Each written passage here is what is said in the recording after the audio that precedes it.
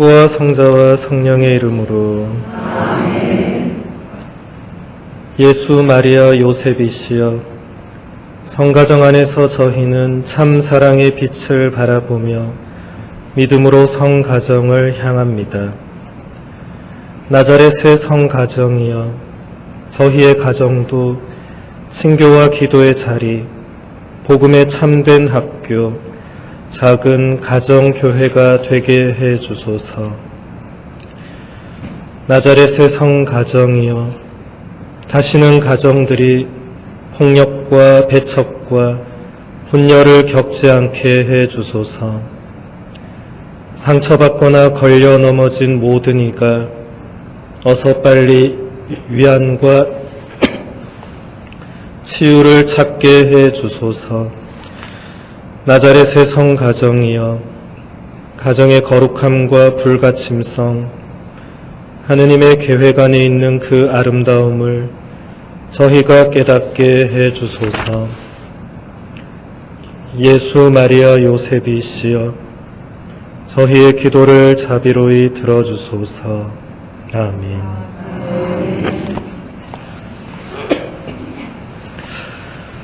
네, 우리 엄궁성당 레지오 단원 모든 단원님들 반갑습니다. 예, 저는 방금 소개받은 장재명 빠뜨리시오 신부입니다. 지금 안락성당의 부주임 신부로 4개월 정도 재직하고 있습니다. 방금 제가 읽어드린 기도문은 제가 쓴 게 아니고 우리 프란치스코 교황님께서 2016년 3월 19일에 이 사랑의 기쁨이라는 책을 이렇게 내셨는데, 이 책에서 이제 마지막에 교황님이 이렇게 직접 바치신 기도문입니다. 이 사랑의 기쁨은 이제 여기 보면 세계 주교 대의원 회의 후속 교황 권고라고 이렇게 되어 있습니다. 이게 뭐냐면 이제 전 세계의 이 주교님들 중에서 대표들, 뭐 주교회의 의장이라든지 좀 특별한 분들이 모여가지고 어떤 주제에 대해서 이제 회의를 거칩니다. 그리고 그 회의가 다 끝나면 그 회의의 결정이 아니라 회의에서 이제 토론하고 했던 내용들을 이제 교황님한테 최종 보고를 합니다. 이런 주제에 대해서 주교님들이 이렇게 회의를 했으니까 이것을 검토해 달라. 그러면 교황님이 이제 이렇게 그것을 검토하고 이렇게 책으로 냅니다. 이게 이 세계 주교 대의원 회의가 생긴 것은 그리 오래되지 않았습니다. 1965년에 그 당시 바오로 6세 교황님이 이제 제2차 바티칸 공의회를 해보니까 전 세계의 모든 주교님 다 오고 너무 일이 큰 거예요. 앞으로는 그렇게 할 수가 없다. 그 대신에 이제 주교님들 대표를 모아서 이제 뭔가를 해야겠다 해서 이제 그때부터 이렇게 생겨서 지금까지 하고 있습니다. 그래서 이게 이제 이 회의의 주제는 이 현대의 가정에 대한 거였습니다. 요즘 가정이 많이 붕괴되고 파괴되고 뭐 상처받고 이런 여러 가지가 있으니까 그걸 한번 검토하면 좋겠다. 그리고 이제 교황님이 이제 최종적으로 이렇게 문헌으로 냈습니다. 그래서 여러분들이 교황님 문헌들은 꼭 읽어보셔야 됩니다.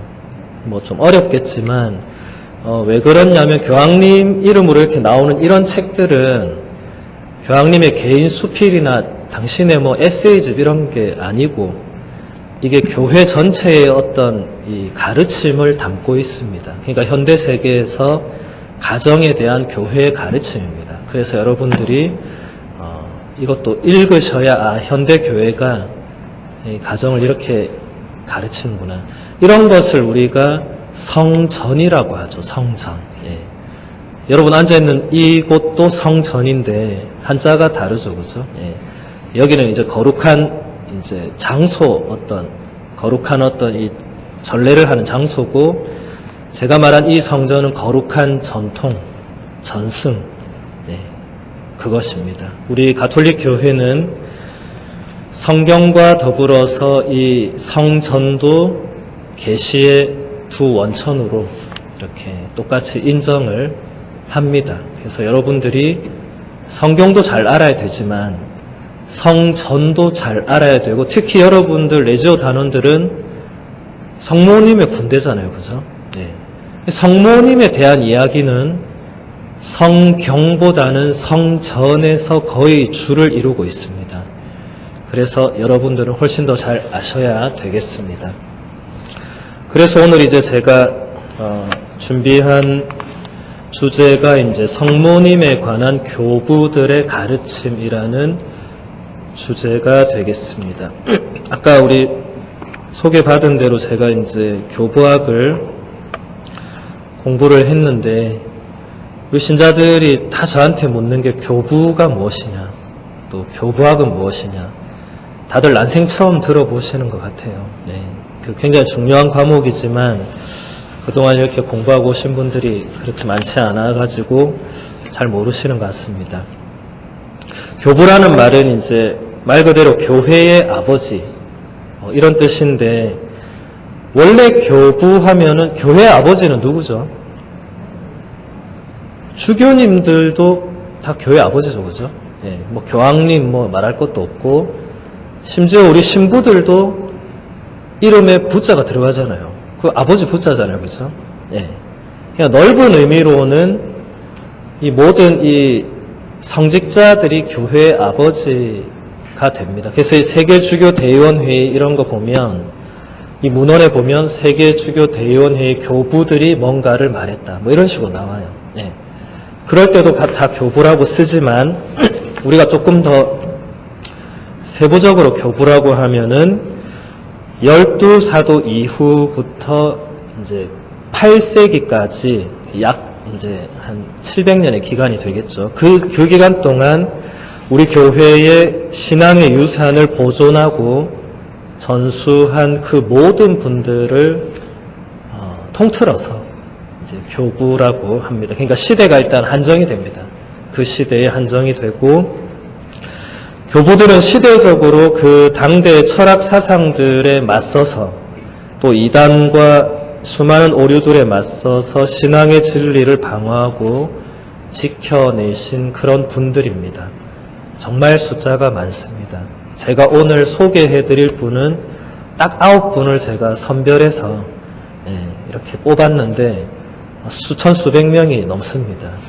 그래서 저도 사실 죽을 때까지 공부를 해야 되는데, 교부들, 그 수많은 교부들의 시대에 가장 문제가 되었던 것은 예수님의 신성과 인성에 관한 수많은 논쟁들이었습니다. 그러니까 쉽게 말해서 예수님이 신이냐 아니냐, 그 다음에 예수님이 인간이냐 아니냐, 그도 저도 아니면 도대체 예수는 누구냐, 예수는 뭐 하는 사람이냐, 이런 걸로 700년 동안 이 수많은 이단과 오류 이런 게 있었습니다.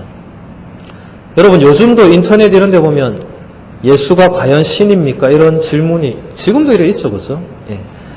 지금도 사람들은 그걸로 토론하고 있습니다. 우리는 다, 교회는 이제 교부들이 정리를 끝냈는데, 교부들을 배우지 못한 사람들은 지금도 예수님이 신인지 아닌지를 놓고 싸우고 있는 거죠. 유대인들은 예수님을 예언자 중에 한 사람으로 받아들였습니다.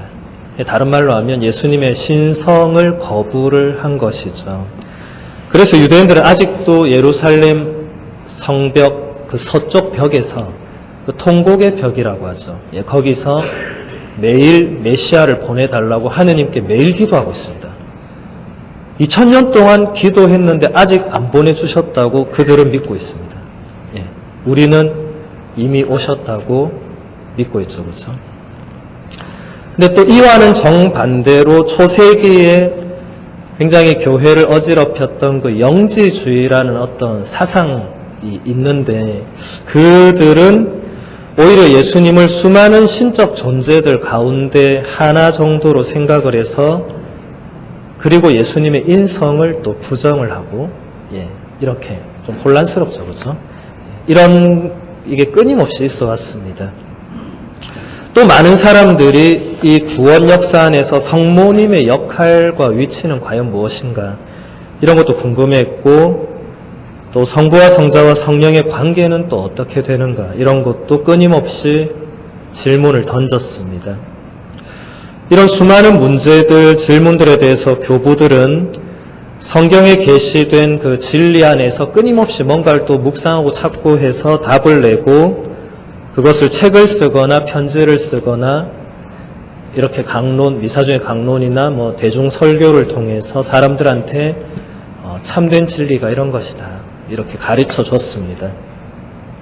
오늘 우리는 성모님에 대한 몇몇 교부들의 말씀들을 간단하게 살펴보면서 어떻게 교부들 안에서 성모님에 대한 교리들이 형성되어 왔는가를 이 짧은 시간 동안 배워보도록 하겠습니다. 그 안에서 제가 방금 얘기한 것들이 많이 나올 것입니다. 먼저 안티오키아에 이냐시오 성인이 있습니다.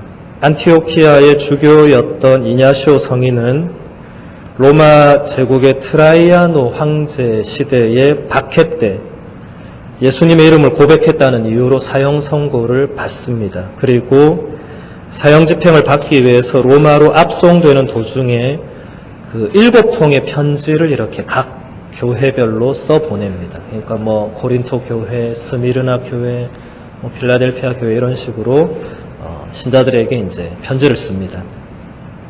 그 가운데 로마 공동체에 보내는 편지도 있었습니다. 본인이 이제 죽으러 가는 도시 로마에 편지를 쓰면서 성인은 나의 순교를 막지 마라.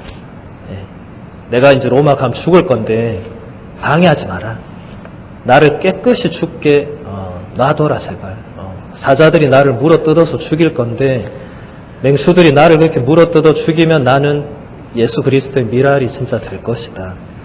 순교에 대한 열망이 굉장히 강했던 분입니다. 그래서 이냐시오 성인의 7편지는 지금 우리말로도 번역이 되어 있습니다. 분도 출판사의 교부문헌 총서에 이렇게 번역이 잘 되어 있고, 이 편지는 초세기 그리스도교 신자들에게 널리 퍼져 있던 그 순교에 대한 깊은 열망을 잘 보여줍니다. 이냐시오 성인은 107년 혹은 110년 그 사이에 순교를 한 것으로 전해지고 있습니다. 성인이 에페소 교회에 보내는 편지의 한 부분을 읽어드리겠습니다. 우리 하느님이신 그리스도 예수께서는 하느님의 계획을 따라 다윗의 후손으로 또한 성령에 힘입어 마리아에게서 잉태되셨습니다. 그분은 태어나셨고 고난을 통해서 물을 정화시키고자 세례를 받으셨습니다. 마리아의 동정성과 예수님의 출산 그리고 주님의 죽으심이 이 세상의 통치자에게는 감추어져 있었습니다. 큰 소리로 선포된 이 세 가지 신비는 하느님의 침묵 안에서 이루어진 것입니다. 짧은 글이지만 여기서 이냐시오 성인은 그 당시에 예수님의 신성을 부인하던 사람들을 거슬러서 예수님의 참된 신성과 인성을 강조하고 또 하느님으로부터의 탄생과 성모님으로부터의 예수님 탄생을 명확하게 언급하고 있습니다. 사실 이냐시오 성인은 성경이 쓰여진 그 이후 시대에 성모님의 신적인 그 어머니성, 모성과 동정성을 처음으로 언급한 교부입니다. 성인은 이것을 예수님의 육화와 마찬가지로 하느님께서 당신 구원의 계획에 따라 이루신 신비라고 생각을 했습니다. 이게 무슨 말이냐면 여러분 성경에 나오는 성모님에 대한 언급들은 굉장히 짧거나 뭐 특별한 내용이 거의 없죠, 그죠? 근데 그 수많은 성모님에 대한 교리들은 다 어디서 나오느냐 이게. 이렇게 교부들이 그 성경을 묵상하면서 하나씩 이렇게 발전시켜 나간 겁니다. 두 번째로 유스티노라는 성인을 보도록 하겠습니다. 아마 다들 여러분들이 이름은 다들 어디서 이렇게 들어봤을 거예요. 우리 세례명으로도 쓰니까. 유스티노 성인은 원래는 철학자였습니다. 그래서 옛날 그 시대에는 막 철학하는 사람들이 이렇게 막 떠돌아다니면서 또 다른 학파 만남 서로 막 토론하고 이런 거를 즐겨 했었죠. 유스티노도 끊임없이 뭔가 진리를 찾아서 돌아다니면서 계속 토론을 하고 그랬던 사람이었습니다. 그러다가 유스티노 성인이 구약 성경에 있는 예언서들을, 여러분 예언서 하면 뭐 어떤 게 있죠? 뭐 이사야서, 예레미야서, 에제키엘서, 요엘서 뭐 이런 거 있죠. 엄청 많죠? 그 예언서들을 유스티노 성인이 읽으면서 참된 진리가 여기에 있구나 깨닫게 됩니다. 그리고 세례를 받고 그리스도교 신자가 된 다음에 결국은 또 순교를 하게 됩니다. 유스티노 성인의 저서 중에서 유다인 트리폰과의 대화라는 책이 있는데 거기 일부분을 잠시 읽어드리겠습니다. 우리는 예수 그리스도께서 동정녀로부터 사람이 되신 것을 잘 알고 있습니다. 뱀으로 말미암아 처음의 불순종은 같은 길을 통하여 제거되었습니다. 타락하기 전에 아직 처녀였던 하와는 뱀의 목소리를 들었고 그 불순종으로 죽음을 낳았습니다. 이와 반대로 마리아는 동정녀로서 천사 가브리엘이 주님의 성령이 내려오시고 높으신 분의 능력이 감싸서 거룩하신 분이 태어나 하느님의 아드님이 될 것이라는 메시지를 신앙으로 받아들이셨습니다. 기쁨이 마음에 넘쳐서 당신의 말씀대로 저에게 이루어지소서 하고 응답하셨습니다. 우리가 증언하고 있는 예수님, 성경의 많은 예언서들이 예언하고 있는 그분이 바로 그 동정녀에게서 태어나셨습니다. 순교자 유스티노 성인은 성모님께 처음으로 동정녀라는 호칭을 부여한 교부입니다. 그 이후에 동정녀라는 칭호는 성모님을 지칭하는 중요한 이름 가운데 하나가 됩니다. 유스티노 성인은 동정녀로부터의 예수님 탄생, 이것이 예수님의 메시아성을 증명해 준다. 이렇게 생각을 했습니다. 또 성인은 성모님이 하느님의 구원 계획 안에서 성조들보다도 월등하게 미리 선택된 특별한 위치를 차지한다. 라고 생각했습니다. 성조들 하면 누구죠? 아브람, 이삭, 야곱, 계속 이어지는 그 거룩한 조상들. 근데 그들보다도 성모님이 훨씬 중요하다. 이런 얘기를 이제 처음으로 하는 거예요, 교부들이. 그 전에 성모님은 시골 처녀였잖아요, 그죠? 근데 아브라함이나 이삭, 야곱, 모세 이런 사람들은 이스라엘 백성에게는 절대적인 존재들입니다. 그런데 이제 이 그리스도교 초기 교부들이 그들보다 성모님이 위대하다. 이제 이런 주장을 하는 거예요. 그리고 이 성인, 유스티노 성인은 성모님을 창세기에 나오는 하와라는 여인과 처음으로 이렇게 비교 대조를 했던 분입니다. 이 하와, 마리아 이 도식은 그 이후에 모든 교부들에게 거의 직접적인 영향을 미칩니다. 현대 지금까지도 영향을 미칩니다. 방금 읽었던 대로 하와는 불순종으로 인류에게 죽음을 가져다 주었고 성모님은 순종으로 인류에게 구세주를 가져다 주었다. 굉장히 간단한 도식 같죠? 근데 이런 거를 교부들이 생각해내지 않았으면 우리는 이런 것을 몰랐겠죠. 근데 지금은 거의 정식화되어 있습니다. 다음으로 리옹의 이레네오 성인을 보도록 하겠습니다. 다 이름은 어디서 들어봤죠, 그죠? 이레네오 아주 중요한 성인인데 이레네오 성인은 폴리카르포라는 성인의 제자였다고 합니다. 그러니까 폴리카르포는 사도 요한의 제자였거든요. 근데 그 사도 요한, 폴리카르포 그 다음에 이레네오. 그러니까 이 굉장히 지금 12사도에 가까운 분들입니다. 시대적으로도 그렇고 사상적으로도 그렇습니다. 이레네오 성인의 책 중에 이단자를 거슬러라는 책이 있습니다. 거기에 한 부분을 읽어드리겠습니다. 타락한 천사의 은밀한 암시로 하와가 하느님으로부터 멀어졌고 계명을 어긴 반면 마리아는 천사로부터 말씀의 육화의 메시지를 받았고 그에 동의하였습니다. 한 사람은 하느님께 불순종하였고 다른 한 사람은 순명을 바쳤습니다. 그로써 동정녀 마리아는 처녀 하와의 변호자가 되셨습니다.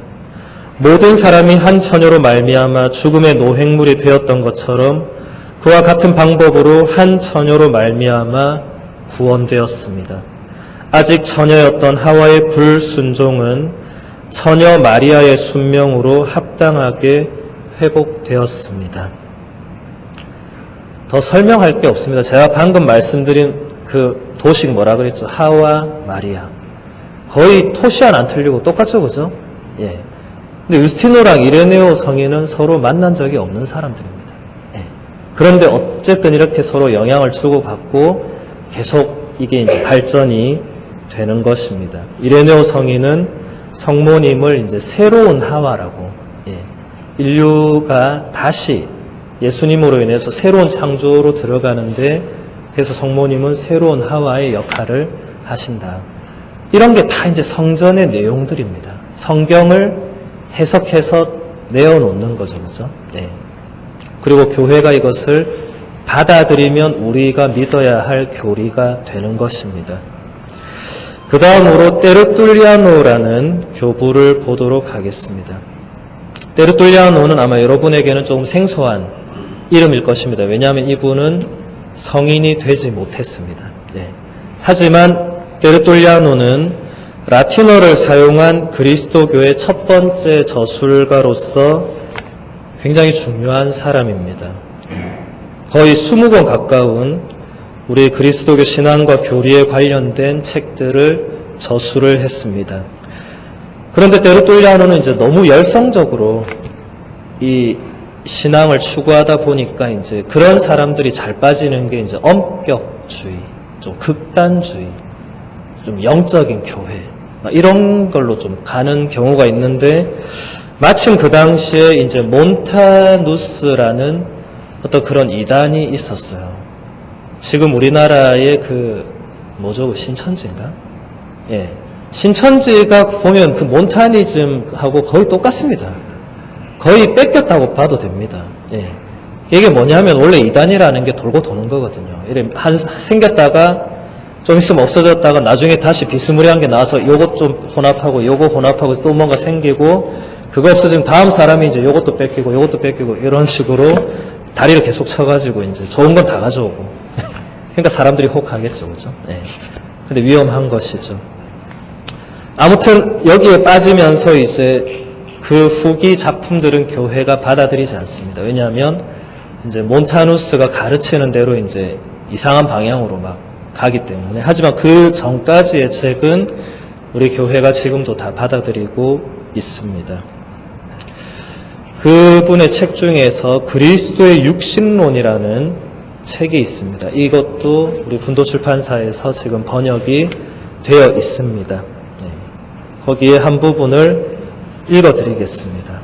하느님의 아드님이 동정녀에게서 태어나시기 위하여 선행되는 합리적인 절차를 먼저 밝혀둘 필요가 있습니다. 새로운 탄생의 기초를 놓으실 분은 새로운 방법으로 태어나셔야 하는데 주님께서 이사야를 통해 이에 대한 징표를 주시겠다고 예언하셨습니다. 무슨 징표입니까? 보라, 동정녀가 잉태하여 아들을 낳을 것이다 라는 징표입니다. 그래서 동정녀가 잉태하여 임마누엘을 낳았으며 임마누엘은 하느님께서 우리와 함께 계시다는 뜻입니다. 인간이 하느님 안에 태어난다는 것은 하나의 새로운 탄생입니다. 죽음을 초래했던 악마의 말이 아직 처녀였던 하와 안에 들어간 것처럼 마찬가지로 생명을 주는 하느님 말씀이 동정녀 안으로 들어갔습니다. 이것은 여성을 통해서 멸망에 떨어졌던 것을 같은 여성을 통해서 구원회로 이끌어내기 위해서였습니다. 하와는 뱀의 말을 믿었지만 마리아는 가브리엘의 말씀을 믿었습니다. 하와가 뱀을 믿어 저지른 잘못을 마리아는 신앙으로 고쳤습니다. 뒷부분은 여러분 이제 확실히 알겠죠, 그죠? 또 하와 마리아 도식이 나오고 있습니다. 근데 좀 놀라운 것은 테르툴리아노는 라틴어로 처음으로 이런 걸 썼고 제가 앞에 얘기한 분들은 전부 그리스어로 썼습니다. 그러니까 시대나 언어가 다른데도 교부들이 이 묵상하는 것은 비슷하게 이렇게 같다는 거죠. 그리고 이 동정녀의 잉태에 대해서도 이 이사야서 7장 14절에 나오는 이 동정녀 잉태라는 것이 원래 히브리어 성경 이사야서 7장 14절에 보면 그냥 젊은 처녀가 잉태해서 아이를 낳을 것이다. 이렇게 되어 있습니다. 그런데 그 히브리어 구약 성경을 그리스어로 번역한 성경이 있죠. 그거 혹시 들어보셨어요? 70인역이라고 들어보신 적 있습니까? 예. 굉장히 중요한 성경인데, 예. 70인역이라고 이제 더 이상 히브리어를 사람들이 읽지 못하게 되니까 그 알렉산드리아라는 도시에서 한 70명 혹은 72명의 학자들이 모여서 이제 히브리어로 된 구약 성경을 그리스어로 이제 번역을 합니다. 번역을 하면서 이때 제2경전이라는 게 들어오게 됩니다. 그러니까 히브리어 원래 그 히브리어 책에는 제2경전이 없죠. 그래서 개신교는 이 제2경전을 안 받아들이죠. 그래서 개신교는 성경이 몇 권이죠, 개신교는? 예. 성경이 66권이죠, 그죠? 우린 몇 권이죠? 우린 73권이죠. 그게 어디서 차이 나냐면, 그 구약의 제2경전. 예. 근데 거기 그 구약, 그 70인역에서는 이 이사야서 7장 14절을 동정녀라는 단어로 이렇게 바꾸어서 이제 번역을 하게 됩니다. 그리고 그게 어디에 또 나오냐면 마테오 복음서의 1장에 보면 예수님이 태어나셨을 때 마테오 복음서 저자가 이게 뭐냐면 이사야서 7장 14절에 동정녀가 잉태하여 아들을 낳을 것이다. 이게 드디어 이루어졌다. 이렇게 이제 넘어오는 과정인데 또 테르툴리아노가 이게 바로 이제 새로운 어떤 탄생의 이게 징표다 이게 이렇게 또 해석을 하고 있는 것이죠. 다음으로는 기도문을 하나 보도록 하겠습니다. 기도문 제목은 라틴어로 Subtum Presidium이라는 제목인데 우리 지금 가톨릭 기도서에 보면은 일을 마치고 바치는 기도 혹은 성모님께 보호를 청하는 기도라는 제목으로 붙여져 있습니다. 다 아시죠 여러분? 어떻게 하죠? 천주의 성모님 당신의 보호하심에 저희를 맡기오니 어려울 때 저희의 간절한 기도를 물리치지 마시고 항상 모든 위험에서 저희를 구하소서. 영화롭고 복되신 동정녀시여. 예. 여러분 이 기도문이 무려 1700년 전의 기도문입니다. 몰랐죠? 예.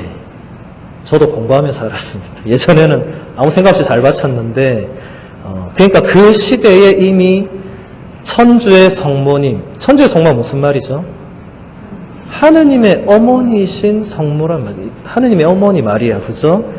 그리고 동정녀 이런 표현들이 이미 그 3세기의 이런 대중신심 안에 자리를 잡았다라는 것을 보여주고 있습니다. 그 다음에 이제 아타나시오 성인을 보도록 하겠습니다. 여러분 아타나시오 성인은 그래도 어디서 좀 들어봤죠, 그죠? 네. 어디서 들어봤어요? 어디선가 들어봤죠. 네.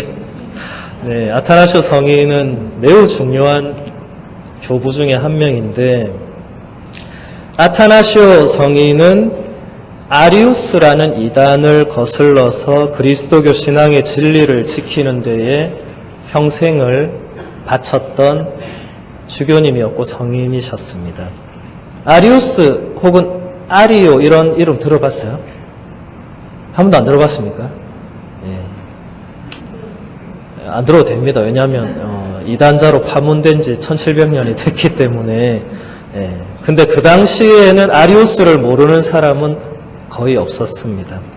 아리우스는 원래 사제였는데 아리우스 사제가 이제 성경을 열심히 묵상하다 보니까 아무리 생각해도 예수는 신은 아닌 것 같아요. 예. 왜냐하면 여러분 구약 성경의 신명기 6장 4절에서 5절 그 쉐마 이스라엘 그 내용이 뭐죠? 예. 너 이스라엘아 들어라. 너희 주 하느님은 주님 한 분뿐이시다. 한 분. 예. 너희는 마음을 다 기울이고 정성을 다 바치고 힘을 다하고 목숨을 다 바쳐서 한 분이신 하느님을 사랑해라.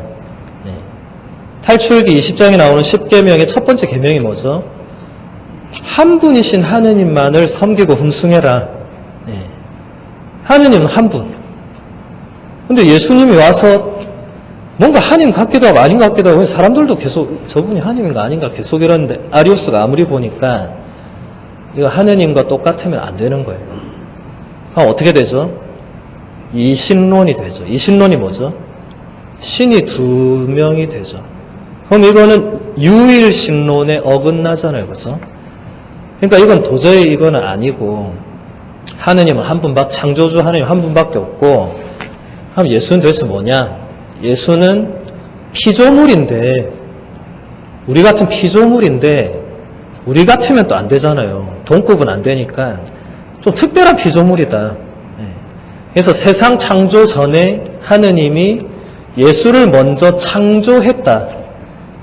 그리고 예수라는 이 인물이 존재하지 않았던 그런 시간도 있었다.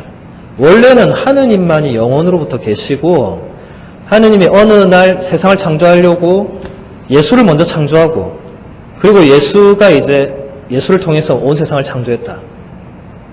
제가 지금 이렇게 얘기하니까 지금 몇 분은 고개를 끄덕하는 분들이 있습니다. 네, 여러분도 헷갈리죠, 그죠? 근데 아리우스가 이렇게 강론을 매일 한 거예요. 그러니까 신자들이 들을 때는 신부인 그렇게 얘기하니까 그래 맞아, 맞네 이렇게 된 거예요. 그러니까 이제 점점 사람들이 분열되는 겁니다. 이쪽 오른쪽에 있는 사람들은 아니 예수님은 하느님의 아드님이고 예수님은 하느님과 같은 분이지 어떻게 그분이 피조물이냐. 이쪽에서는 아니 하느님은 한 분이고 맞네. 그래 예수님 특별한 피조물 맞네. 다 맞네. 이거 어떻게 됩니까 이러면? 교회가 이제 분열되는 거죠. 네, 굉장히 심각했습니다. 그 당시 모든 신자가 거의 둘로 나뉠 지경이었어요. 이 화합이 안 되는 거예요 이거는. 왜냐하면 이거는 뭔가 일치점을 꺼내지 않는 이상 안 되는 겁니다. 그것에 대해서 이제 아타나시오 성인이 계속 아리우스 사제를 반박합니다. 그건 아니다. 예. 근데 또 아리우스는 또 지도 아니다. 이래 둘이 계속 붙어요, 이제. 예. 그러니까 이게 결판이 안 나니까 결국은 이 공의회라는 것이 소집이 됩니다. 이것이 우리 교회의 공식적으로 첫 번째 보편 공의회입니다. 325년에 니케아라는 그 당시 콘스탄티누스 황제의 별장이 있던 도시였습니다. 거기에 모든 주교님을 다 부릅니다. 안 되겠다, 이거 회의를 하자. 네. 그래가지고 회의를 할 때 여기서 결정된 것이 예수님은 하느님과 본질적으로 똑같다. 네. 이걸 그리스어로 호모우시오스라고 합니다. 니케아 공의회를 한 단어로 표현하면 호모우시오스가 됩니다. 그리스어 호모는 똑같다. 우시오스는 그리스어 우시아에서 나왔는데 우시아가 이제 뜻이 굉장히 많지만 어쨌든 뭐 본질, 본성 뭐 이런 겁니다. 이걸 누가 주장했냐면 이제 아타나시오 성인이 이 단어를 이제 처음으로 쓰고 이제 이것이 결국 그 공의회에서 채택이 됩니다. 그래서 여기서 아리우스는 파문이 됩니다. 우리 지금 교회에서 바치는 신앙 고백문이 몇 개가 있습니까? 네? 여러분 신앙 고백 아까 주일 미사 때 했잖아요. 뭐 했어요? 사도신경. 예. 그 하나 말고 또 있죠. 뭐 있어요? 예, 니케아 콘스탄티노플 신경. 그 니케아가 제가 말한 이 니케아입니다. 예. 이 니케아 공의회에서 최종 결정문을 만들거든요. 우리는 이제 이런 신앙을 고백한다. 한 분이신 하느님을 나는 믿습니다. 전능하신 아버지 하늘과 땅과 유영무여 만물 창조를 믿습니다. 또한 한 분이신 주 예수 그리스도 하느님의 외아들 영원으로부터 성부에게서 나신 분을 믿습니다. 하느님에게서 나신 하느님, 빛에서 나신 빛, 참 하느님에게서 나신 참 하느님으로서 창조되지 않고 나시고 성부와 한 본체이시고 그분이 만물을 창조했다고 믿습니다. 여러분 니케아 콘스탄티노플 신경 찾아보면 이 부분이 반드시 나옵니다. 이 부분이 어디서 나왔는지 이제 아시겠죠? 아리우스가 예수님은 창조되었다고 말하니까 이제 니케아 공회는 창조되지 않고 그냥 성부 하느님으로부터 나오셨다. 이렇게 나오셨다. 그 다음에 성부와 한 본체, 이게 바로 호모우시오스입니다. 성부와 성자는 본질이 똑같다. 네. 이 니케아 신앙 고백문에 또 381년에 콘스탄티노플에서 다시 한번 공회가 열려서 그 두 신앙 고백문을 합친 것이 지금의 우리가 고백하는 니케아 콘스탄티노플 신경입니다. 그리고 여러분들 매일 미사책에 보면 원래는 매 주일마다 니케아 콘스탄티노플 신경을 바쳐야 됩니다. 네. 그 밑에 조그만 글씨로 때에 따라서는 사도신경을 바칠 수도 있다. 이렇게 되어 있는데 우리나라는 매주가 그때입니다. 네. 왜 그렇게 했어요?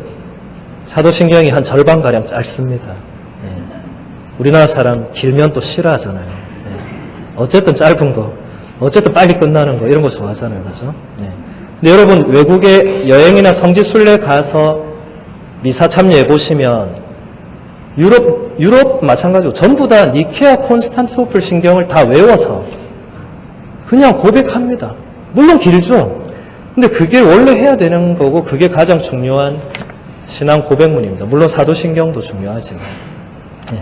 여러분 나중에 집에 가셔서 꼭 한번 니케아 콘스탄티노플 신경을 이렇게 한번 읽고 묵상하시면 굉장히 많은 도움이 될 것입니다. 아타나시오 성인의 동정론이라는 책에 보면 이런 한 문장이 나옵니다. 그리스도께서는 하느님이시면서 우리를 위하여 사람이 되시고 악마의 세력으로부터 우리를 자유롭게 하시기 위하여 하느님을 낳으신 분 마리아로부터 태어나셨습니다. 여기서 하느님을 낳으신 분이다. 이런 놀라운 표현이 드디어 교부들에게서 나오고 있습니다. 여기에 쓰인 그리스어가 테오토코스라는 단어인데 테오토코스는 테오스 플러스 토코스입니다. 테오스는 여러분 들어봤죠? 이게 뭐예요 이거? 테오스, 하느님. 이거 라틴어로 하면 뭐죠? 데우스, 하느님. 예. 이태리어로는 디오고 불어로는 디우고 뭐 스페인어 디오스고 다 똑같습니다. 예. 영어만 가시고 독일어는 고시고 어쨌든 근데 다 똑같은 단어입니다. 토코스는 출산, 이 아이를 낳는 거 이런 겁니다. 그리스어 토케우스가 이제 뭐 부모, 아버지 이런 뜻이거든요. 토코스는 뭐 출산, 분만 이런 뜻도 있고 자식, 뭐 후손, 뭐 열매 이런 여러 가지 뜻이 있는데 어쨌든 테오토코스 하면 말 그대로 진짜 하느님을 낳으신 분이 됩니다. 이걸 여러분 잘 기억하셔야 됩니다. 이게 후대에도 계속 논란이 됩니다. 하느님을 낳으신 분을 다른 말로 하면 뭐가 됩니까? 하느님의 어머니. 예. 여러분, 우리 매일 미사 때 신부님이 뭐라고 하죠? 주님하고 기도하죠. 저희에게도 자비를 베푸시어 영혼으로부터 주님의 사랑을 받는, 그 다음 뭐라고 하죠? 하느님의 어머니. 복되신 동정 마리아와 그 배필이신 성요셉과 복된 사도들과 모든 성인과 함께 영원한 삶을 누리며 성자 예수 그리스도를 통하여 하느님 아버지를 찬양하게 하소서. 이렇게 감사 기도가 마무리되는데 공식 전례서에도 하느님의 어머니가 들어가 있죠. 그죠? 여러분 그런 거 그동안 아무 생각 없이 그냥 하느님의 어머니. 왜냐면 여러분이 하는 부분 아니니까 그냥 딴 생각하고 있다가 집에 가스를 껐나 안 껐나 이러고 있다가 이제 얼른 영성 차고 집에 가야지. 뭐 이 생각을 할 때 하느님의 어머니가 계속 지나가지만 이게 미사 전례서에 들어오기까지는 정말 수많은 우여곡절들이 있었습니다. 그 다음에 에프렘이라는 성인을 한번 보도록 하겠습니다. 에프렘도 여러분 어디서 듣긴 들어보셨을 텐데 에프렘 성인은 시리아 지역 교회에서 가장 많은 작품을 쓴 교부입니다. 성인은 철학적이고 합리적인 사고로 하느님을 이해하려는 노력은 모든 신학적 오류의 근원이라고 생각을 했습니다. 그래서 에프렘 성인은 하느님의 계시가 담겨있는 성경 그리고 피조물 전체를 통해서 하느님을 인식하고자 매우 노력했던 성인입니다. 왜냐하면 여러분 이 교부 시대에는 사실 이 서양 그 고대 철학과 이게 뗄 수 없는 어떤 그런 게 있습니다. 왜냐하면 그 시대를 지배했던 어떤 이 철학들이 있고 이 교부들이 그 철학을 다 배우면서 자랐고 그게 결국은 이제 이렇게 이 성경을 해석할 때 그런 철학적 요소는 어느 정도 다 반영이 됩니다. 뭐 여러분 잘 아는 아우구스티노 이런 위대한 성인도 그 당시에 유행하던 그 신플라톤주의라는 어떤 새로운 플라톤 학파의 그 방법을 굉장히 많이 따르고 또 여러분 잘 아는 토마스 아퀴나스 성인 이 중세 스콜라 신학의 거의 뭐 거장이고 아버지죠. 그죠? 근데 그분도 기본 이 철학 사조로는 아리스토텔레스를 굉장히 따라가는 사실 철학과 이 신학을 분리하는 거 매우 어렵습니다. 근데 에프렘 성인은 철학이 자꾸 이렇게 들어오는 자체가 이게 안 된다, 이거. 그냥 떼내야 된다. 이런 생각을 했다는 것이죠. 에프렘 성인의 글 가운데 성탄찬가라는 글이 있습니다. 한번 읽어드리도록 하겠습니다. 주님, 아무도 당신의 어머님을 어떻게 불러야 할지 모르고 있습니다. 동정녀라 부르려 하니 성자가 계십니다. 부인이라 부르려 하니 그분은 어떤 남자도 알고 있지 않습니다. 당신의 어머니를 이처럼 이해하기가 어렵거늘 그 누가 당신을 이해할 수 있겠습니까? 당신의 어머니는 정말 놀라운 분이십니다. 주님이 어머니께 들어가시더니 종이 되어서 나오셨습니다. 유창하신 말씀이 들어가시더니 벙어리가 되셨습니다. 천둥이 들어가시더니 그 소리는 침묵이 되셨습니다. 모든 양들의 목자가 들어가시더니 어린 양이 되셨습니다. 양 울음을 울며 세상의 빛으로 나오셨습니다. 이 얼마나 놀라운 기적입니까? 태중에 아기가 있었는데 그분의 동정의 봉인은 온전히 남아 있었습니다. 겉에는 동정의 봉인들이 그리고 안에는 아기가 있었습니다. 이 얼마나 크신 기적입니까? 굉장히 아름다운 찬가죠, 그죠? 하느님과 똑같은 분이 성모님한테 들어갔다 나오면서 이 엄청나게 변화된 거를 이렇게 굉장히 비유를 써서 표현을 했습니다. 에프렘 성인은 별명이 마리아 박사라고 불리기도 했습니다. 그만큼 이 성모님에 관한 이런 많은 이 찬양과 시편을 우리에게 남겨준 분입니다. 성인은 이런 말도 했습니다. 주님, 만일 어떤 불가능한 것이 있다면 그것이 당신에게는 가능한 일입니다. 한 어머니의 태중에 남성의 역할이 없이도 결혼 관계가 없어도 주님 당신이 잉태되는 것은 하느님께는 쉬운 일입니다. 이 평생 동정이라는 것이 이렇게 교부들에 의해서 점점 이렇게 발전이 되는데 사실은 성경에서 보면 여러분 루카복음서 1장 그 39절 거기 이 가브리엘 천사가 이제 성모님한테 나타나 사는 그 대화만 유심히 읽어도 이미 거기에 답은 다 나오죠. 가브리엘 천사가 주님 탄생 예고를 하니까 성모님이 뭐라고 하죠? 저는 남자를 알지 못하는데 어떻게 그런 일이 있을 수 있겠습니까? 이건 불신이 아니고 성모님은 진짜 궁금해서 물은 거예요. 아직 남자를 알지 못하는 동정녀고 처녀인데 애를 낳고 애를 잉태하고 낳는다 하니까 이해가 안 되잖아요. 이해가. 그러니까 물으니까 천사가 또 막 설명을 엄청 했어요. 근데 마지막에 천사가 뭐라고 했습니까? 하느님께는 불가능한 일이 없다. 동정녀가 애 낳는 게 불가능하죠. 애 낳고 나서 동정인 것도 불가능하죠. 근데 천사는 하느님께는 불가능이란 단어가 없다. 그러니까 마리아가 곰곰이 생각하더니 뭐라고 하죠? 이 몸은 주님의 종입니다. 뭐 정확하게는 여종입니다. 지금 말씀하신 대로 저에게 이루어지기를 바랍니다. 네. 이미 거기서 다 결정난 겁니다. 이미. 자, 여러분 지금 여기 계신 대부분 어머니들이신데, 자, 여러분 한 20, 30년 전에 아직 이제 결혼 전에 이제 아직 신랑 안 만나고 남자를 모를 때 집에 있는데 웬 낯선 남자 딱 찾아왔어요. 네가 좀 있다가 아들을 잉태하고 낳을 거다. 그럼 여러분 뭐라고 생각하겠어요? 이 사람이 미쳤나 이런 생각 안 하겠어요? 뭐 바로 경찰에 신고하든지, 그죠? 예. 그러니까 성모님도 처음에는 이게 말이 안 되니까, 말이 안 되지만 이 남자가 가만하는 얘기를 들어보니 하느님이 하시는 일이라고 하니까 믿고 받아들인 거죠. 여러분은 그렇게 말한다고 해도 그러면 내가 이게 쉬운 일은 아니죠, 그죠? 네. 진짜 그래서 성모님이 특별히 공경받는 이유는 단지 예수님을 생물학적으로 낳아줘서 그런 게 아니고 이미 그런 걸 신앙으로 받아들였기 때문에 위대하다.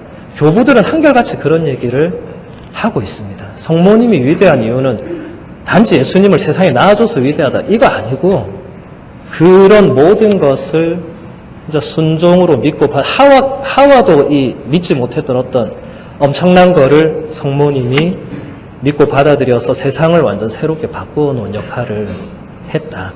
이게 중요한 거죠, 그죠? 다음으로 암브로시오 성인을 보도록 하겠습니다. 여러분 이제 암브로시오는 많이 들어봤죠? 어디 사람이죠? 많이 들어봤는데 우리나라 사람은 아니죠? 예. 이태리 북부의 밀라노라는, 예. 지금도 밀라노는 큰 도시죠? 그때도 엄청 컸습니다. 예.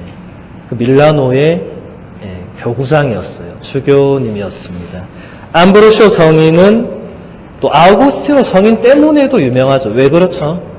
아우구스티노 성인이 암브로시오 성인의 강론을 듣고 회개를 합니다.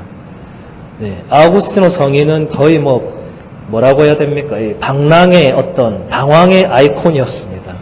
예, 컨트롤이 안 되는 야생마였어요. 예, 그러니까 워낙 똑똑해서 맞붙으면 이기는 사람이 없는데, 그러니까 계속 다른 이단으로 막 빠집니다. 이 이단도 갔다가 저 이단도 갔다가.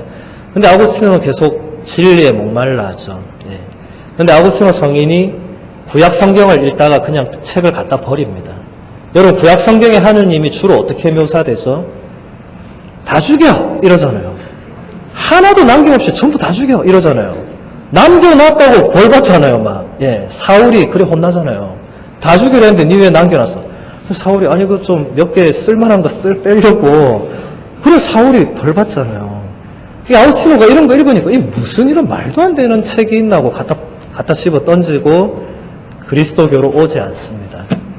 그런데 밀라노에 갔다가 암브로시오 성인의 강론을 들으면서 아우구스티노가 귀가 번쩍 뜨입니다. 자기가 알고 있던 이 성경과 자기가 알고 있던 그리스도교의 하느님이 그런 존재가 전혀 아니라는 거를, 해석을 자기가 완전 잘못했다는 거죠, 그냥. 그 덕분에 결국 아우구스티노 성인이 세례를 받게 되죠. 그리고 신부님이 되죠. 그리고 주교님이 됩니다. 그리고 성인까지 됩니다. 여러분, 인생에서 진짜 중요한 한 사람을 제대로 만나면 한 사람이 완전히 변화됩니다. 예. 아우구스티노 성인이 만약에 암브로시오 성인을 못 만났거나 강론을 못 들었거나 앉아서도 안 듣고 졸았거나 이랬으면 우리는 지금 아우구스티노라는 이름조차도 몰랐을 거예요. 예.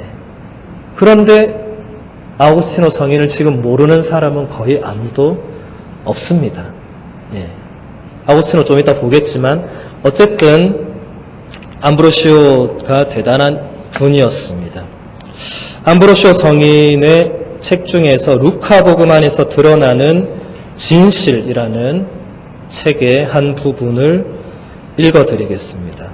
마리아는 그 사건 자체에 의심을 가진 것이 아니라 어떻게 그것이 이루어질 것인지를 물어본 것입니다. 그것이 어떻게 이루어질지 방법을 묻고는 있지만 분명히 그녀는 그것이 완성될 거라고 믿었습니다. 그것은 다음의 표현에서 잘 느낄 수 있습니다. 꼭 이루어지리라 믿으셨으니 정령 복되십니다. 그렇습니다. 사제의 믿음을 능가했으니 진정 복되십니다. 한 사제가 신앙으로 받아들이지 못한 것을 동정녀는 반대로 신앙으로 그 실수를 바로잡고 계십니다. 세상을 구원하시려는 주님께서 당신의 사업을 마리아와 함께 시작하신다는 것은 그리 놀랄 일이 못 됩니다. 그녀를 통해서 모든 이의 구원을 준비하고 있는 마리아는 그렇게 구원의 결실을 거두어 드리는 데 있어서 첫째가 되십니다. 여기서 한 사제는 누구를 말하는 것일까요? 아리우스? 네, 시대가 다르죠, 그죠? 여기서 말하는 사제는 스카르야를 말합니다. 스카르야는 누구죠? 세례자 요한의 아버지죠. 여러분, 제가 지금 절이나 어디 이슬람 사원에서 강의하는 거 아니죠, 그죠? 네. 제가 묻는 말이 여러분들이 너무 대답 자체가 싱거워서 안 하는 것인지, 신부님, 저는 그런 얘기를 도저히 처음 듣습니다 하는 건지 제가 잘 모르겠지만, 루카복음서 1장만 읽어보면 다 나오는 이야기입니다. 예. 거기서 스가랴는 똑같은 가브리엘 천사가 나타나서 세례자 요한의 탄생을 예고했지만 안 믿었죠. 그래서 어떻게 되죠? 네, 말을 못하게 되죠. 스가랴는 대사제였습니다. 지금으로 치면 주교님이었습니다. 네. 주교님도 천사가 말하는데 못 믿어서 말을 못해야 되는데, 마리아는 이 정도 레지오 하는 급도 아니었어요. 저 어디 그냥 저 끝에 미사 왔다 갔다 하는 그런 16살 시골 처녀였습니다. 예. 지금으로 치면 저 밀양 공소쯤에 다니셨을 그런, 제가 절대 밀양을 비하하는 게 아니고, 부산교회 하도 시골이 없으니까, 예, 밀양이나 삼랑진의 그 시골에서 이제, 공소 미사 가는 그런 이제 16살 처녀는 같은 가브리엘 천사가 와가지고 똑같은 얘기 했는데, 믿었기 때문에 그렇게 되었다. 예, 그것을 얘기하는 것입니다. 예, 그 다음에 이제 아우구스티노 성인을 마지막으로 시릴로 성인도 해야 되는데 한번 아우구스티노 성인은 금방 이제 제가 대충 이야기를 했으니까 다루지는 않아도 될 것 같습니다. 내용은 거의 똑같습니다. 아우구스티노 성인은 하지만 여러분들이 꼭 아셔야 될 것은 제2차 바티칸 공의회 문헌이라든지 가톨릭 교회 교리서라든지 이런 교황님의 문헌이라든지 어쨌든 교회가 공식적으로 쓰고 있는 모든 어떤 그런 책에서 가장 교부들 중에서는 가장 많이 인용된 교부입니다. 아우구스티노 성인을 능가하는 교부는 여태껏 나오지, 이제는 그렇게는 안 되니까, 나오지 않았습니다. 그리고 우리나라에도 지금 아우구스티노 성인의 책은 고백록을 시작으로 자유의지론, 삼위일체론, 신국론, 또 뭐죠? 하여튼 그런 좋은 책들이 굉장히 많이 나와 있습니다. 번역되어 있습니다. 대부분 성념 전 바티칸 대사님이 열심히 번역을 하셔서 지금 분도 출판사에서 굉장히 많이 나와 있습니다. 그래서 관심 있는 분들은 직접 사서 읽어보시면 되고, 읽다가 이해 안 되는 부분은 우리 본당 주임 신부님께 여쭤보시면 되겠습니다. 우리 본당 신부님 이 교회신학, 교의학 박사시기 때문에 아마 여러분들이 그런 거 질문하면 굉장히 좋아하실 거예요. 프란치스코 교황님이 그런 얘기를 했습니다. 신자들이 본당 신부에게 해야 할 가장 중요한 첫 번째가 무엇인지 아느냐? 뭐 같습니까, 여러분? 예? 기도하는 거. 예? 여러분, 그냥 여러분 생각해보세요. 본당 신부에 계시잖아요. 본당 신부한테 신자로서 무엇을 해드리는 게 가장 첫 번째일까? 뭐 같아요? 밥 사주는 거? 예. 매일 술을 제공하는 거? 예. 프란치스 교황님 뭐라고 대답하셨냐면, 본당 신부님을 귀찮게 하는 것. 네. 이게 1번이라고 했습니다. 근데 귀찮게 한다는 게 우리가 생각하는 귀찮게 하는 거랑은 다른 거겠죠. 어떤 걸 가지고 귀찮게 하느냐가 중요하겠죠. 그죠? 네. 근데 바로 이런 걸로 끊임없이 본당 신부님을 찾아가서 신부님 이게 뭡니까? 저는 루카복음 1장을 읽고 묵상했는데 이게 이해가 안 됩니다. 이게 뭐죠? 이렇게 질문을 하는 그런 귀찮게 하는 거. 예. 저는 지금 안락 성당에 온 지 뭐 4개월도 안 됐지만 단 한 명의 신자로 저한테 그런 걸로 질문한 사람은 없었습니다. 예. 저를 귀찮게 하라고 그리 얘기를 해도 귀찮게 하긴커녕 제 근처에 오지를 않습니다. 저를 되게 무서워하는 것 같아요. 예. 괜히 말 걸었다가 뭔가 내가 잘 성실하게 신앙생활 못하고 있는 게 뭐 폭로날까봐 두려워하는 그런 제 개인적 느낌인데, 어떻게 가까이 와서 얘기하자 해도 다 안 옵니다. 멀리 갑니다. 예. 그래서 어쨌든, 신부님을 그런 걸로 귀찮게 해야 됩니다. 예. 밥 먹자, 술 먹자, 이런 걸로 귀찮게 한 건 진짜 그건 귀찮은 거고, 근데 신앙과, 여러분의 어떤 이런 교리나 이런 걸로 이렇게 하는 것은 우리 신부들한테는 굉장히 좋은 어떤 자극이 될 수 있겠죠. 네. 마지막으로 7일로 성인에 대해서 하고 마무리를 하겠습니다. 7일로 성인에 대해서 말하려면 반드시 먼저 네스토리우스라는 또 주교님을 이야기해야 됩니다. 아까는 아타나시오는 누구였죠? 아타나시오는 아리우스. 이렇게 교부들은 항상 옆에 어떤 이단들이 꼭 있었습니다. 그러니까 끊임없이 싸우고 하면서 정통 교리가 이제 이렇게 확립이 되는 것이죠. 네스토리우스라는 분은 콘스탄티노플의 주교였는데 신앙을 순수하게 지키려는 열망으로 그 당시에 이미 대중적으로 널리 쓰이고 있던 테오토코스, 아까 뭐라 그랬죠? 하느님을 낳으신 분, 혹은 하느님의 어머니라는 이 호칭에 대해서 뭔가 맞지 않다. 정면으로 반박을 하기 시작했습니다. 지금 개신교 신자들도 그렇고 여러분 중에도 하느님의 어머니가 어디 있냐 세상에 이런 분 있을 거예요. 네, 그죠? 근데 제가 아까 얘기했죠. 우리는 공식적으로 하느님의 어머니라고 부르고 있잖아요. 아무도 이의를 제기하지 않잖아요. 근데 이분이 1500년 전에 벌써 이의를 제기했어. 주교님이. 본인이 아무리 생각해도 하느님의 어머니란 말이 일단 말 자체가 안 되고, 그리고 그건 아닌 것 같다. 그래서 근데 왜 그렇냐면 네스토리우스라는 주교님은 그 안티오키아 학파라는 어떤 그런 이제 내려오는 어떤 그 당시 우리 교회의 어떤 초세기에는 두 학파가, 한쪽은 안티오키아 학파, 한쪽은 알렉산드리아 학파, 이렇게 두 기둥이 이렇게 내려오면서 여기서 이제 수많은 교부들이 서로 이렇게 뭐 토론도 하고 대립도 하고 하면서 계속 이렇게 신학과 교리가 발전되어 왔는데, 안티오키아 학파는 예수님의 신성과 인성 그리고 거기에 속하는 특성들을 매우 엄격하게 구분하는 그런 경향이 있었습니다. 그러니까 이게 무슨 말이냐면 예수라는 한 인간이 있으면 하느님으로서의 예수가 있고, 그러니까 뭐 기적을 베풀고 그죠? 부활하고 사람 살리고 뭐 다 알아맞추고 뭐 이런 거 치유하고 이런 예수가 있고, 또 한쪽으로는 어떤 예수가 있죠? 진짜 말 그대로 인간 예수. 눈물 흘리고, 막 힘들어하고, 고통받고, 막 잠 못 자서 배에서 막 졸고, 막 이런 인간적인 예수 분리해 놓은 겁니다. 다르다. 왜냐하면 한쪽은 하느님, 한쪽은 인간이다.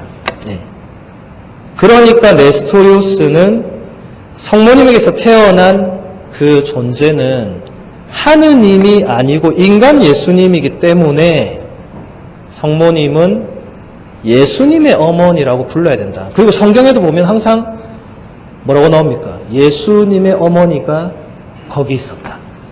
꼭 이렇게 나오거든요. 그러니까 이런 게 그 당시에는 맞고 틀리고 이런 건 아니었어요. 왜냐하면 그렇게 나오니까. 그래서 네스토리우스는 성모님을 크리스토토코스, 이건 뭐죠?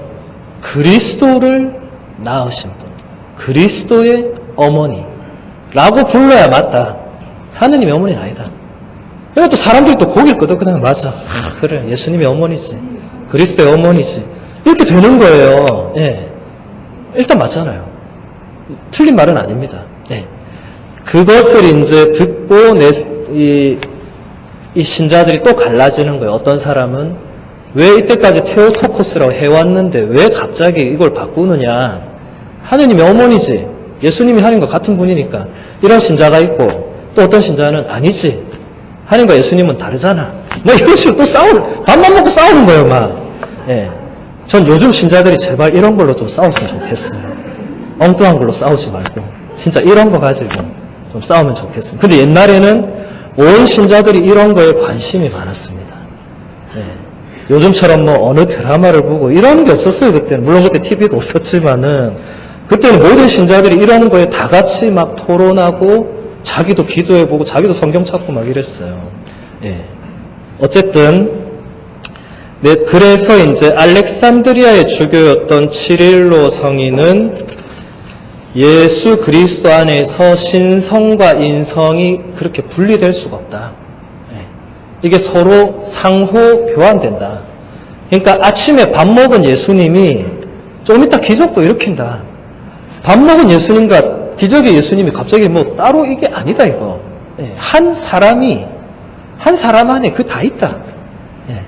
사실 설명하기가 매우 어렵습니다.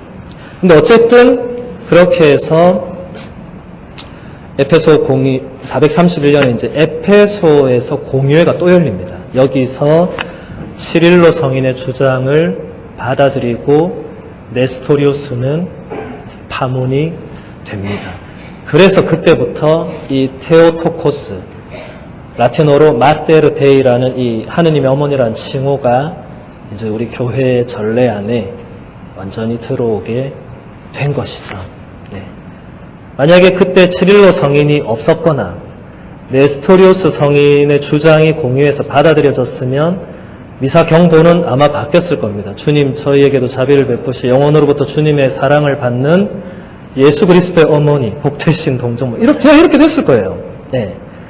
근데 어쨌든 뭐 그렇게 부른다고 틀린 건 아니지만 어쨌든 이런 모든 것은 한 개인 교구의 뭐 주장이 그냥 받아들이고 이런 차원은 아닙니다. 이런 모든 것이 이루어지는 것은 다 누가 하는 거죠?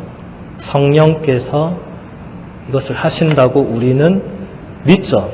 여러분 신앙 고백할 때마다 성령을 믿습니다 하잖아요. 그때 아무 생각 없이 그냥 성령을 믿으며 거룩하고 이렇게 나가면 안 되고 성령께서 뭔가 진짜 역사하신다는 걸 나는 믿는다. 정말 성령께서 살아계시고 나를 움직이시고 교회를 움직이시고 모든 오류와 이단으로부터 지켜주시고 이거를 믿는 겁니다. 이것을. 그냥 중얼중얼 이런 그 신앙 고백은 위험한 것이죠. 그렇죠? 그래서 오늘 시간이 벌써 이제 다 됐는데 정말 간단하게 진짜 간단하게 살펴보았습니다. 근데 제가 좀 더 이렇게 좀 깊은 내용을 하려고 했는데 여러분들 보니까 하면 안 될 것 같아요. 일단 점심을 먹고 나서 다들 너무 막 지금 쓰러지기 직전의 얼굴과 이 용어들이 막 생소하시니까 이 다들 막 이 허벅지를 꼬집고 막 이렇게 이 싸워 이기는 그 모습을 보면서 제가 이거 더 이상 깊게 들어가면 안 될 것 같고 다음에 이렇게 또 좋은 기회가 있지 않을까 생각합니다. 그러면 마침 기도로 7.15 성인의 강론 중에 성모님 창가의 한 부분을 기도로 바치면서 마무리하겠습니다. 살되 마리아, 하느님을 낳으신 분, 동정녀이며 어머니이신 분, 빛을 가져다 주시는 분이며 정결한 그릇이여. 살되 동정녀 마리아, 어머니이시며 여종이신 분, 동정으로 당신으로부터 태어나신 그분을 위한 사랑으로 동정녀이신 분, 당신 품에 안으시고 당신의 저주로 기르신 그분을 위한 사랑으로 어머니이신 분, 종의 모습을 취하신 그분을 위한 사랑으로 여종이신 분, 그 왕께서 당신의 도성, 즉 당신의 태중으로 들어가셨습니다. 그분은 당신 자신이 결정하신 것처럼 문이 잠겨 있던 채로 나오셨습니다. 어머니, 당신은 남성의 씨앗과 관계없이 잉태하셨고 신적인 방법으로 아드님을 출산하셨습니다. 살베 마리아, 당신은 온 세상에서 가장 귀한 창조물이십니다. 순결한 비둘기시여, 꺼질 수 없는 등불이시여, 당신에게서 정의의 태양이 태어나셨습니다. 영광이 성부와 성자와 성령께